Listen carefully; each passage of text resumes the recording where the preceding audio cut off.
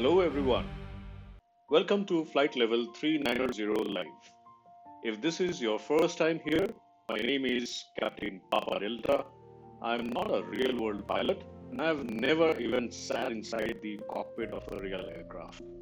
Everything I know about flight simulation has been learned the same way many of you are learning today. Through YouTube, countless hours of experimenting, making mistakes, crashing virtual airplanes, and slowly improving over the years. I have been flight simming since 2012, and over these years, I have learned one thing. The computer you fly on makes a huge difference to your overall experience. Many newcomers ask me questions like, can I run Microsoft Flight Simulator on my current PC? How much money should I spend? Should I buy AMD or Intel? Is 16 GB RAM enough? The video answers all those questions. Whether you are watching from India, the US, Europe, Australia, or anywhere else in the world, these recommendations are meant to help you understand what kind of PC suits your flying style and your budget. So let's begin. Okay, before we get into the recommendations, just a quick disclaimer. Everything I'm sharing today comes from my own experience as a flight simulation enthusiast. This isn't professional aviation advice, and it certainly isn't a substitute for real world pilot training. Whenever I mention companies like AMD, Intel, NVIDIA, Microsoft, PMDG, or any other brand, those trademarks belong to their respective owners. I am not sponsored by any one of them, and these recommendations are completely independent. My only objective is to help fellow simmers make informed decisions before spending their hard earned money. But the final decision is yours. Please keep that in your mind. Okay, so why hardware matters? Okay, why is it so important to have the right hardware? Unlike many modern games, flight simulators are constantly doing calculations. They are rendering weather, AI traffic, airport scenery, aircraft systems, live navigation, and sometimes online ATC, and all at the same time. That's why flight simulators are among the most demanding software you can run on a home PC. A powerful graphics card is important, but many people don't realize that the processor, the CPU, is often even more important. A weak CPU can cause stutters even if you own an expensive graphics card. And trust me, nothing ruins a beautiful landing more than a sudden frame drop just between touchdown. So let's look at the beginner's build first. If you are a first time simmer, right, this should be good enough for you. So if you are completely new to flight simulation, this is the kind of PC I would recommend. This setup is aimed at full HD or 1080p gaming with high graphics settings. You don't need to spend a fortune to enjoy flight simulation. You can comfortably learn VFR flying, navigation, general aviation aircraft, and even fly smaller airliners. For viewers in India, this budget is roughly between 67,000 and 1 lakh rupees depending on current market prices. International viewers should expect somewhere around 800 to 1200 US dollars. The key message here is very simple. Start small, learn first, upgrade later. Okay, now the next level, which is level 2, is for intermediate build. Okay, this is what I personally call the sweet spot. If you are flying aircraft like the PMDG 737, Phoenix A320, or using detailed airports, this is where you should be looking. You will get excellent performance at 1440 pixels with most settings pushed to ultra. Another advantage is that this configuration is also capable of entry-level virtual reality if you decide to explore VR later. For many serious hobbyists, this is probably the balance between performance and price. Let's move on to the next level. This is level 3, the advanced build. Now you are entering, the enthusiast territory basically. So if you enjoy flying into highly detailed airports using lots of AI generated traffic, complex weather, and long haul airliners, this build will handle those workloads much more comfortably. The Ryzen 3 X3D, processors are partic- particularly impressive because Microsoft Flight Simulator benefits enormously from this larger cache. This isn't just about getting higher frame rates, it's about getting smoother frame rates. Moving on to the home cockpit build. Now this is for the the dream machine that you will think of when you actually get into the final level of flight simming. This is the dream machine, I call it. Okay, honestly speaking, very few people actually need a setup like this. But if you are building a dedicated home cockpit running multiple monitors, 4K displays, or high-end VR, then this kind of hardware starts making sense. Is it expensive? Absolutely. Is it amazing? Without any doubt.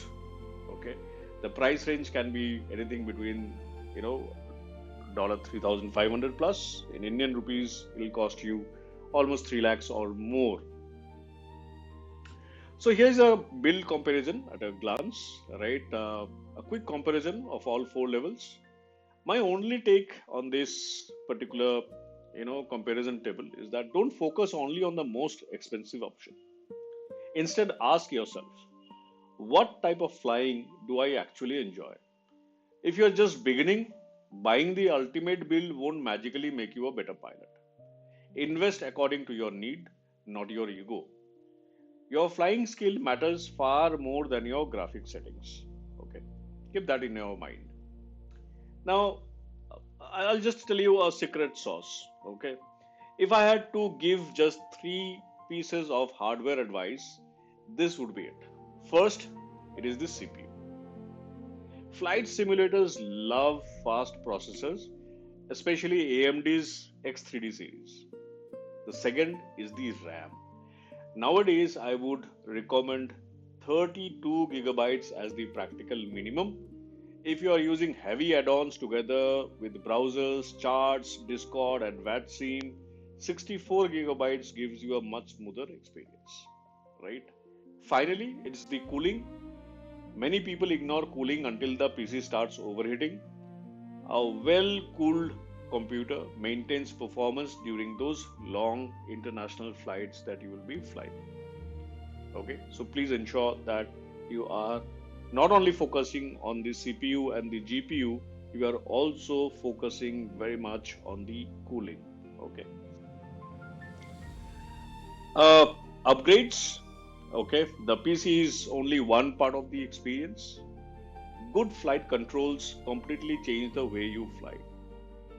Even an affordable joystick is much better than using only a keyboard. As your hobby grows, you can add rudder paddles, a yoke, throttle quadrants, large monitors, or even VR. My advice is simple: buy this gradually.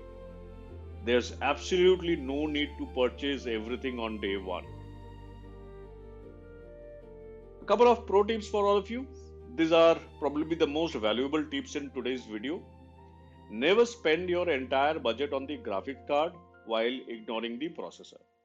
Always try to build a balanced system. If you are building a new AMD PC today, I would strongly recommend choosing the AM5 platform because it gives you a better upgrade path for future processors. And finally, if you are planning to fly online using VATSIM or live weather, use a wired Ethernet connection whenever possible. It is far more reliable than Wi Fi. So, my own setup. Now that I've been telling you what you should be buying, I'll just tell you where I am today. Okay. This is the PC behind Flight Level 3900 Live, my channel. It's not the most expensive computer in the world. It's not running on RTX 5090, but it delivers exactly what I need for full HD flight simulation. This is an important lesson. You don't always need the latest and greatest hardware to enjoy this hobby. I'll repeat it again. You don't always need the latest and greatest hardware to enjoy this hobby. A balanced system that fits your budget is always better than chasing the most expensive specification. The best part is that if ever I want to go for multiple monitors, right, the NVIDIA RTX 4060 supports up to 4 monitors. So at any given point of time, I want to add more monitors for a more immersive flight sim experience. The current configuration itself will help me to do so. Secondly, even the 4K resolution on this particular card is fantastic. So what are the accessories that you will require along with, the computer? So if you're just starting, don't worry about buying an entire cockpit. Begin with a good joystick. This is a bare minimum. Keep a keyboard and a mouse handy. That's a basic thing that you'll require to run the computer. Use a decent headset so you can enjoy the sound of the aircraft and communicate clearly during online flying. And most importantly, make sure you have a stable internet connection because modern flight simulators stream scenery, weather, and traffic continuously. I'll repeat it once again. Apart from the computer and the accessories that you are going to buy, do not compromise on the quality of the internet connection. Buy it from a reliable service provider. Make sure the internet connection is stable, as most modern flight simulators, whether it be Microsoft Flight Simulator, whether it be Explain, right? They all use, live streaming of the scenery, weather, and traffic. And this is all simultaneously happening. So if your internet connection is not good, you will not get the right experience.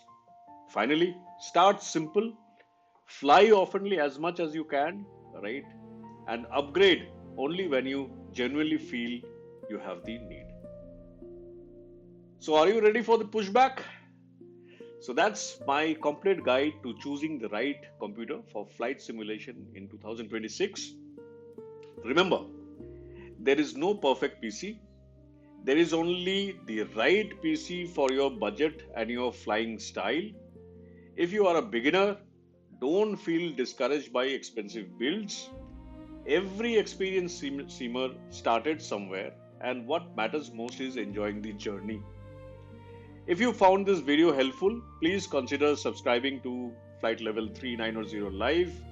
In the coming chapters, we will cover peripherals, flight controls, monitors, internet requirements, add-ons, and many more topics that will help you get the most out of this amazing hobby. Thank you so much for watching. Until next time, this is Captain Papa Delta from FL 390 Live. Happy flying, and I'll see you in the next chapter.